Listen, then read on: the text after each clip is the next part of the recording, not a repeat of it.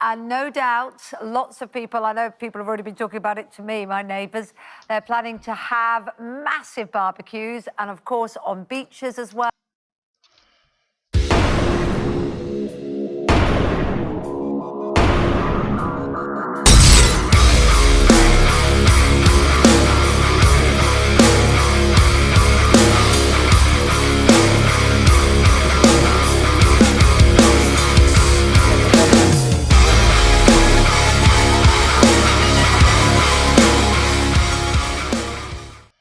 So, welcome to Grumpy Vegan Grandad. This morning on Good Morning Britain, they had a tiny discussion about banning barbecues in public, not on private, because that'd be pretty hard to sort of do. Now, my issue isn't with the debate at all. Well, it is. I have got an issue with the debate. What am I talking about? Because they've got on a guy who does barbecues, and they've also got on a vegan who's arguing the case to ban barbecues in public. But when you hear her arguments, it's like you're missing a lot of points if you're arguing as a vegan, you know? So let's take a look.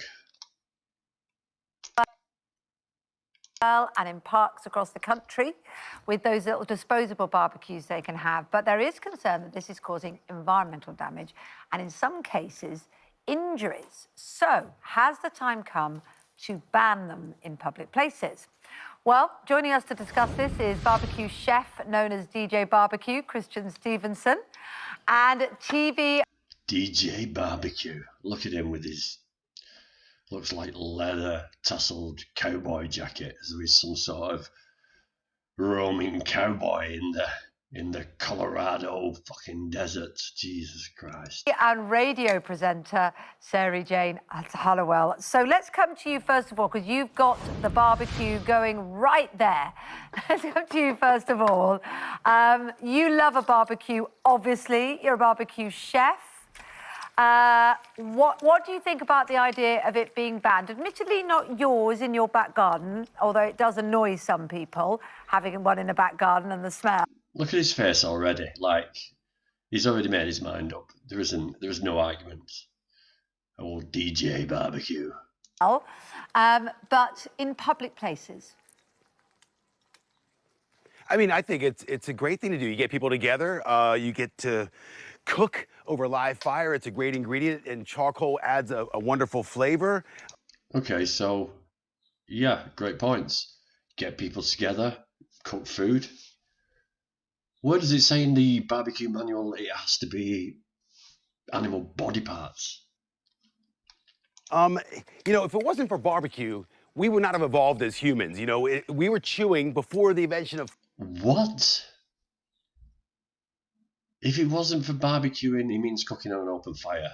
We wouldn't evolve as humans. Well, I've got news for you, mate. It wasn't the fact that we were barbecuing meat on the barbecues that made us who we are. It was starches that turn into glucose, which is the main food for the brain.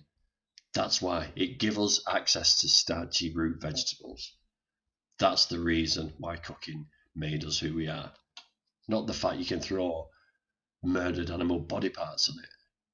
Fire for 4.5 hours. So if you're banning barbecue, you're banning the whole reason this man has a camera and he's filming me and you're watching this TV. Barbecue is essential. Good food, good people, good times, man. Don't... No, I mean, there's a lot of stuff we've done in the past. We used to enjoy getting a gang together and going to Muslim countries and murdering all the inhabitants of the cities called the Great Crusades. You know, we had great fun doing that. That brought people together. Bad argument. Don't ban barbecue. Plus, if you do it right, you're going to be good. Use proper charcoal, local charcoal. Look after your environment. I'm not sure we... Yeah, that's what people in the past did. They went to the ye old fucking Tesco and bought the barbecue briquettes in neatly packaged bags. Of course they did. That's what they used to do in the past, definitely. We've ever interviewed somebody who's been armed with tongs and spring onions before. I'm not sure that it's safe to be barbecuing with that kind of fringing. Yes, there is some fringing issues. issues. Flame-retardant fringing you've got on your jacket? Tell us what you're having for breakfast, Christian. Okay, so what we're doing bacon and eggs, live fire. Got some, also vegetables love it. So I got some grilled onions, grilled oranges, tomatoes. So look at that plate there. It's 50% vegetables anyway. So why not just replace the chicken periods and the skin, flesh, muscle and sinew of pigs and just put some plant-based stuff there.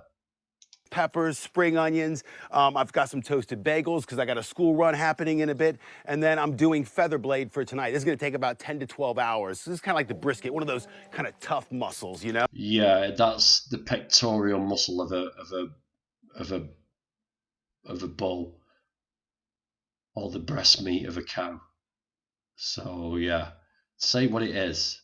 All these fancy names. I'm going to be honest, that's that getting goes my on. mouth You ready for the sound watering. of jealousy?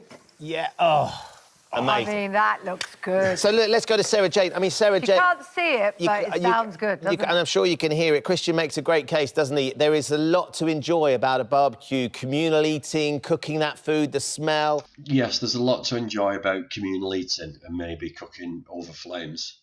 But why put the murdered body parts of animals on there? We don't need to do that. It's not necessary. We can all come together and eat beautiful food that doesn't involve rape, torture, murder, enslavement. The amazing opportunity to get together and sort of we've evolved around cooking over fires. Why do you want to ban them from public places? Why do you want to ban that sort of joy? Well, I think in your own garden, yeah, knock yourself out, do whatever you want. But I think in a public place, it's dangerous. Like, I never even thought about it being dangerous until it was in the press recently that a little boy really burnt his foot, and that really scared me. Right. Okay, so yeah, they could be dangerous, right? I'm not buying that, Sarah. I'm not buying that. If a kid goes over, kids hurt themselves all the time and all sorts of stuff, you know what I mean? That's not a really good argument that it's dangerous. It's like, I mean, that's not the main reason you should be arguing as a vegan over this. As a mum, I was like, oh my goodness, yeah, I did not realise that. Also, flies, smell, I mean... Well, there's going to be flies anyway. You've only got to sit in a park with a bin with cans of Coca-Cola and you get way more flies around and wasps than you would with, like, cooked meat products and smoke. It tends to keep the insects away, so still not a very good argument. I am a vegan, so that piece of meat, I felt like he was eating my leg then. So, okay, so, so you might not like your meat. You know, Sarah, I mean, you're tackling this very jokingly, but I mean, you should be saying that's the breast of a murdered animal. That's what you should be saying. You shouldn't be laughing and saying, "Oh, it's like thinking," and waving your arms about like this. You should be saying that's a murdered animal. That animal was enslaved. That animal was abused. You know, you're not making a very good case. Meat, but the safety concerns is the thing for you in public spaces. Disposable barbecues. I'm sure lots of people saw the picture of the man who burnt his foot on a beach. It was his own barbecue. He trod on the sand. And that's the concern for you. Yeah, that's one of my main concerns. I mean, I think I was thinking about it last night, and in Port Ballantrae, there's actually a designated area on their beach where they've got tables that you can safely put a portable barbecue, and you can sit round and you can eat your barbecue, and you don't bother anybody else. You don't make them smell of beef and meat and all of those things, and you can enjoy it in your own little party rather than inflict your enjoyment on somebody else, because that might not be their idea of fun. Well, I don't think anything's going to stop Daniel. Christian. He's got... sorry? Christian. Christian. I'm not sure who Daniel is. You can call me Daniel. It's way better than what my kids call me. Let's call him DJ Barbecue. DJ Barbecue. I'm so sorry, Christian. There we go. I mean, look, you look like you're having a fantastic Okay. spread there. Yeah, he's so having a well fantastic done, well time done. And we were burning talking body about parts of cheese at the enslaved G7 animals. barbecue with Ranveer earlier on. weren't we? We were having a chat with her. They're having, I think, That's it.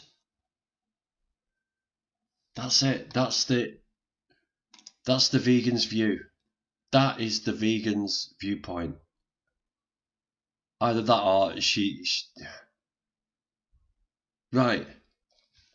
Point number 1, why we shouldn't have barbecues in public. Google Scholar.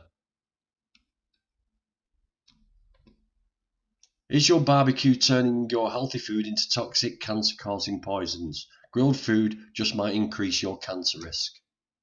It's summer and the barbecue is all fired up. You can smell it from your neighbour's backyard and you are salivating. Don't jump over the fence quite so fast. Think before you eat. The longer meat is cooked, the more dangerous it becomes. Consider this. You are serving cancer-causing food from the grill. The blackened areas on charred and grilled foods, meat, poultry and fish are a source of carcinogenic chemicals. These chemicals directly damage DNA, our genetic material, and initiate mutations that can lead to the development of cancer. When the proteins are heated to the point that the flesh starts to brown and blacken, you have the presence of heterocyclic amines, HCAs, some of which are known carcinogens. HCAs form when extreme heat causes a chemical reaction between the amino acids naturally found in proteins and creatine found in muscle meats. HCAs are also found in boiled and well-done red meats. Other high-temperature cooking methods such as frying also produce these dangerous chemicals. Diets with exposure to HCAs are correlated with higher rates of cancers of the pancreas, colon, and digestive tract. HCAs can directly damage your DNA, initiating cancer. The highest levels of HCAs are found in grilled poultry, steak, salmon, grilled with the skin, well-done hamburgers, barbecued pork, such as spare ribs, everything that they put on barbecues, basically. And when the fat drips onto the coals and there is a flare, polycyclic aromatic hydrocarbons, PAHs, another family that may contain carcinogens, are formed. The smoke carries these hydrocarbons and coat the food we eat. PAHs also form with charring. Exposure to PAHs are correlated with an increased rates of stomach cancer. So why didn't she say that? Why didn't she say, well, you're exposing passers-by to carcinogens. It's in the smoke. Why didn't she say that? Why didn't she mention that as a good reason? Instead of some bloke stood on his barbecue on the beach and burnt his foot and some kid was unsupervised and went and touched the barbecue. It's bullshit. There's more kids get burnt with fireworks than bleeding barbecues. So why didn't she say that? Why didn't she say that the smoke from a barbecue in a public place is causing carcinogens? We banned smoking in the UK because of second-hand smoke, because people who worked in bars and restaurants and other areas where they smoked indoors were getting cancer. So the government banned it because there were too many claims going in, because people who do not smoke can get cancer from other people smoking in public areas. So that would have been the best argument to ban barbecues in public. And as a vegan, why did she not mention that that was a murdered animal? Why, when we talk about the meat eaters argument, why are you forcing your beliefs on us? Why are you forcing your philosophy on us? Why are you pushing it down, ramming it down our throats? Well, how do you think we feel when we smell the body parts of murdered, abused animals filtering into our nostrils as we walk in public places? We shouldn't be subjected to that. We shouldn't have to be subjected. That's forcing your meat-eating, carnivorous, psychopathic ways on us. Why didn't she bring that up?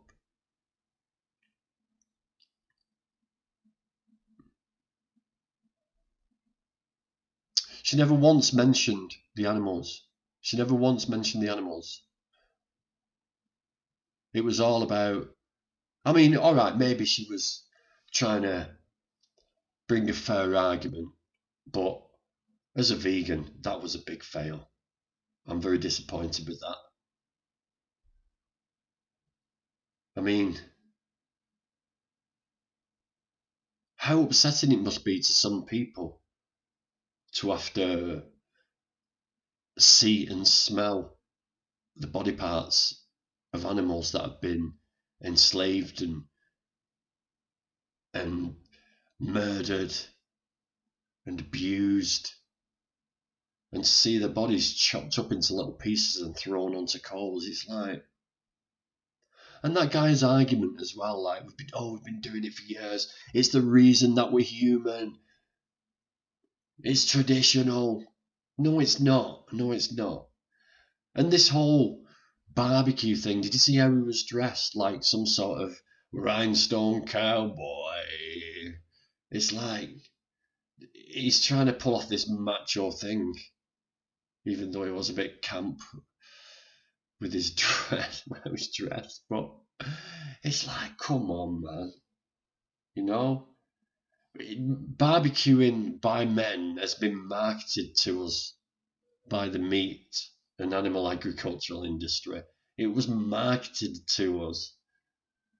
The whole barbecue concept. It's nothing to do with cooking in the past. We didn't cook like that in the past. We built a fire. You know, we didn't get neat barbecue briquettes and get firelighters, and it was a matter of survival. We made fire through survival. And it wasn't the meat that made us human. It was the starches, the food for the brain that made us human. Our body uses 65 to 75% of the body's glucose to function the brain alone. That's 60 to 75%. We need to feed that. Starchy vegetables convert to glucose and feed the brain.